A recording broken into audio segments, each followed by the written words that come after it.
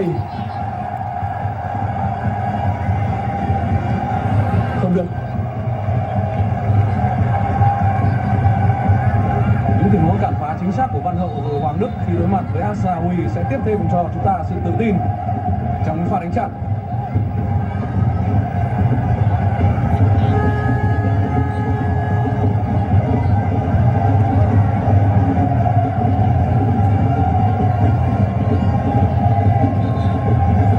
Thủ đá bị đau sau pha va chạm với Văn Hậu là Evan Dimas.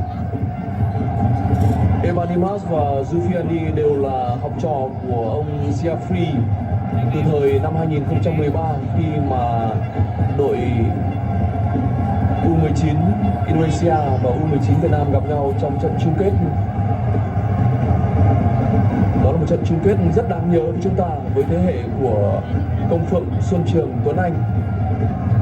Và đó là một trận đấu mà ông Jeffrey đã chỉ đạo các học trò của mình chơi một thứ bóng đá rắn, liên tục phạm lỗi với cầu thủ chúng ta, khiến cho những cầu thủ đậm chất kỹ thuật của U19 Việt Nam khi đó không thể phát huy được khả năng của mình. Có thể là Evan Dimas sẽ không thể tiếp tục thi đấu ở trận này. Hình ảnh này là một sự củng cố cho việc cầu thủ áo số 6 của Indonesia có thể phải sớm kết thúc trận chung kết ở đây.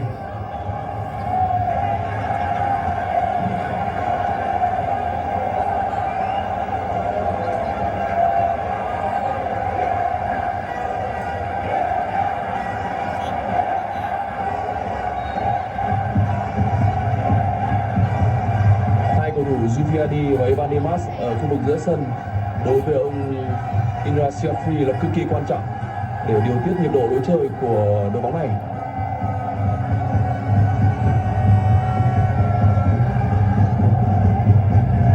Indonesia Indra Syafri đang là đứa cầu thủ đã thi đấu thành công tại giải U22 Đông Nam Á đầu năm cũng như là giải U19 châu Á năm 2018.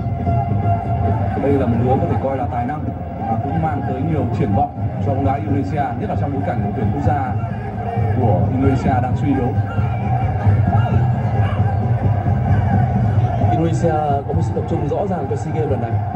Sau trận thua trước chính Việt Nam của chúng ta thì Indonesia đã không triệu tập những cầu thủ ở đội tuyển U22 nữa mà họ tập trung toàn lực cho SEA Games.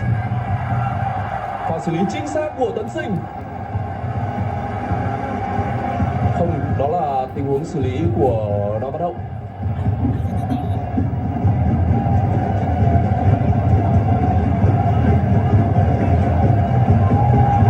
Nắm rất rõ lối chơi của Indonesia, chúng ta cố gắng ngăn cản đội bạn từ xa. Đây là cơ hội dành cho U22 Việt Nam.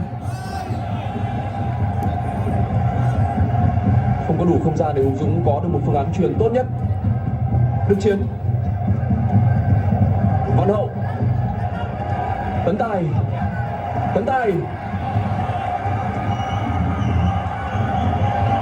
rất hay, Đức Chiến xử lý tuyệt vời, đường chuyền của Tấn Tài.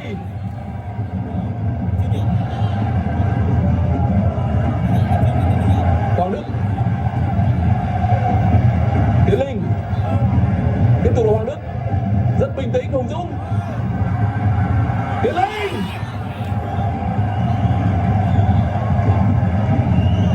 Những tình huống phá bóng của các cầu thủ Indonesia cho thấy áp lực lớn mà chúng ta đang tạo ra trước khung thành của đối phương. Khi Indonesia họ không có được sự thông thoáng trong những tình huống lên biên.